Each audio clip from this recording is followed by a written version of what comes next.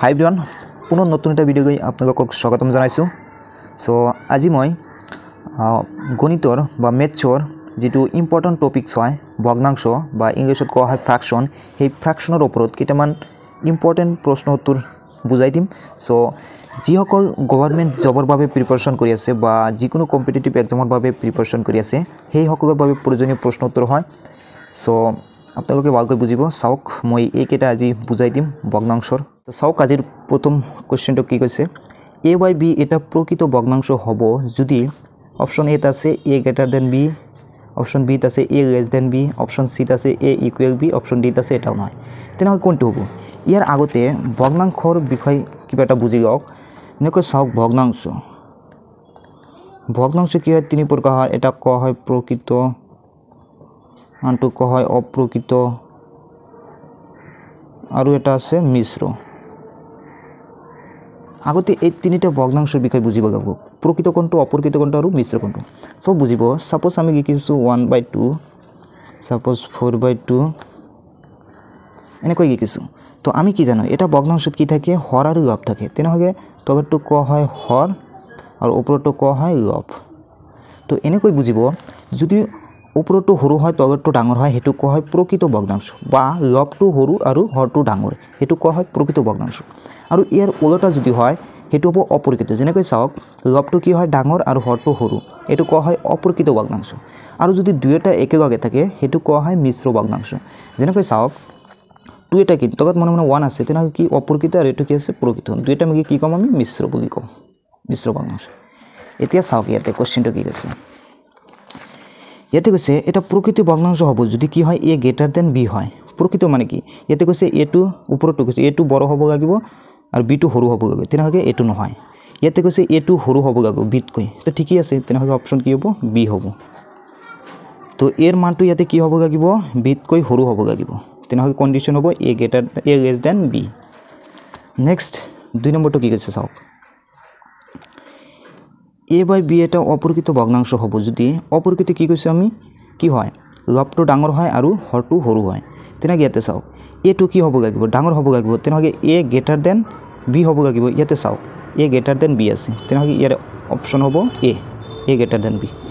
ইয়াতে a less than b মানে ইয়াতে কি বুজাইছে এটো কি হ'ব bতকৈ সৰু, আৰু ইয়াতে বুজাইছে এটো bতকৈ ডাঙৰ, ইয়াতেতো সমান, তো এইকেইটা নহয়, তো অপশ্যন কি হ'ব a। সো প্ৰশ্নবিলাক ইজি হয়, বাট এই ইজিবিলাক আমি নপঢ়োঁ, বাট পৰীক্ষাৰ মধ্যে এইবিলাকে বেছি আহে, যিবিলাক সহজ হয় এইবিলাকে বেছি দিয়ে। তো প্ৰশ্নবিলাক ইজি আছে, বাট অলপ বুজিব লাগিব। চাওক 3 নম্বৰটো কি কৈছোঁ, তলৰ কোনটো 3/4ৰ সমতুল্য ভগ্নাংশ হয়।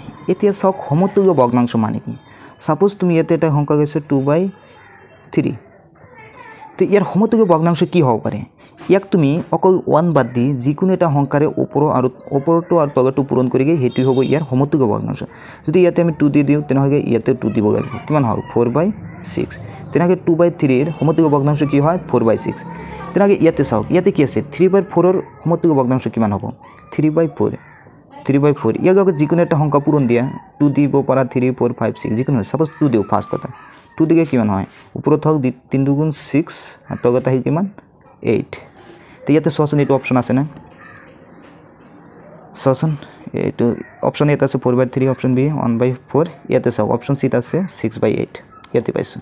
যদি এইটো নাথাকে তেনেহ'লে এইটো 2 দি দিছোঁ ফাৰ্ষ্টত, তাৰপিছত কি দি দিম 3 দি দিম, তাৰপিছত 4, তাৰপিছত 5, এনেকৈ ট্ৰাই কৰিলে অপশ্যনটো আহি যাব। সো 4 নম্বৰটো কি কৈছে চাওক 5/8ৰ সদৃশ ভগ্নাংশটো হ'ল, অপশ্যন আছে 5/4, অপশ্যন বিত আছে 6/8, অপশ্যন চিত আছে 8/5, অপশ্যন ডিত আছে 6/10। চাওক ইয়াৰ সদৃশ ভগ্নাংশ কোনটো হ'ব, সেই একেই কথা আগৰটো নিচিনা, ইয়াৰ সেম তলৰটো যদি একে হয় এনেকুৱা এটা ভগ্নাংশ বাহিৰ কৰা, এইটোই হ'ব তাৰ সদৃশ ভগ্নাংশ, তলৰটো সেম হ'ব লাগিব। ইয়াতে চাওক ইয়াতে যিকোনো এটা সংখ্যা পূৰণ দি কি হ'ব লাগিব তলৰটো যাতে সেম হয়, এই 4টাৰ ভিতৰত সেম হ'ব, মানে কথাটো কি আছে মই বুজাই দি আছোঁ। চাওক ইয়াতে চাওক ইয়াতে কি আছে 5/8, এইটো লগত যিকোনো এটা সংখ্যা পূৰণ দিয়ে, তেনেহ'লে 2 দিওঁ, 2 দিলে কিমান হয় ওপৰত হ'ল 10, তলত হ'ল 16। তো ইয়াৰ লগত এই গোটেইকেইটাৰ লগত 2ৰে পূৰণ কৰিলে এইটোৰ সদৃশ সমান আহে না নাই, একে হয় না নাই সেইটো আমি চেক কৰিম। ইয়াতে চাওক ইয়াতে যদি 2 দিওঁ তেনেহ'লে কি হ'ব 10, ইয়াতে দিলে কি হয় 8, তেনেহ'লে 10/8, এইটোতো সমান নহয়, এইটোৰ সমান নহয়।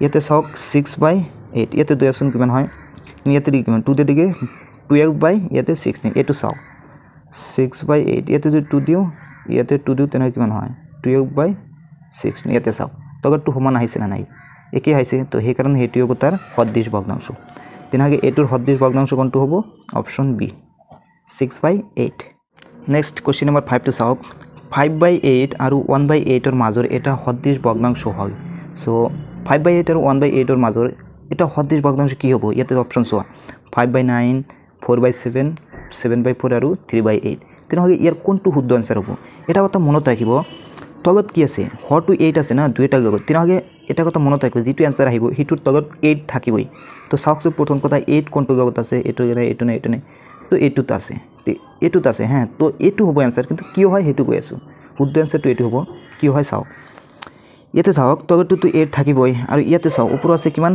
5 ইয়াতে আছে 1 তেনে ইয়াৰ মাজত কি আছে 5 আৰু 1 ৰ মাজত কি আছে 2 আছে 3 আছে 4 আছে 2 3 4 2 3 4 আছে তেনে ইয়াতে অপচন চাওক 2 আছে নেকি 2 আছে নেকি 2 নাই তাৰ পিছত চাওকচোন 4 আছে না 4 আছে বাট তগটো 7 আছে ইয়াতে এটো শুদ্ধ নহয় ইয়াতে চাওক 3 আছে বাট তগতে 8 আছে তে এটোৰ হ'ব শুদ্ধ আনসাৰ নেক্সট 6 নম্বৰটো চাওক কি কৈছে বিষ্ণুৰ হাতত এটা কেকৰ 5/7 অংশ আছে টোটাল কিমান আছে 5/7 অংশ তাৰে 2/7 অংশ তাৰ বনিয়কক দিলে এতিয়া তাৰ লগত থকা কেকৰ পৰিমাণ হ'ব কিমান হ'ব অপচন আছে 8/7 অংশ 3/7 1/7 আৰু অপচন দিতে আছে 2/7 অংশ তো চাওকেৰ শুদ্ধ আনসাৰটো কি হয় ইয়াৰ দুইটাৰ ভিতৰে চাওক তগৰটো সেম আছে না নাই 7 7 তেনাকে তগৰটো 7 হ'বই ইয়াতে চাওক অপচন বিলাকটো 7 আছেই এবাৰ ওপৰটো চাওক ওপৰত আছে ইয়াতে 5 ইয়াতে আছে 2 তেনাকে 5 ৰ পৰা 2 বাদ দিকে কিমান থাকিব 3 তো অপচন 3 আছে না নাই অপচন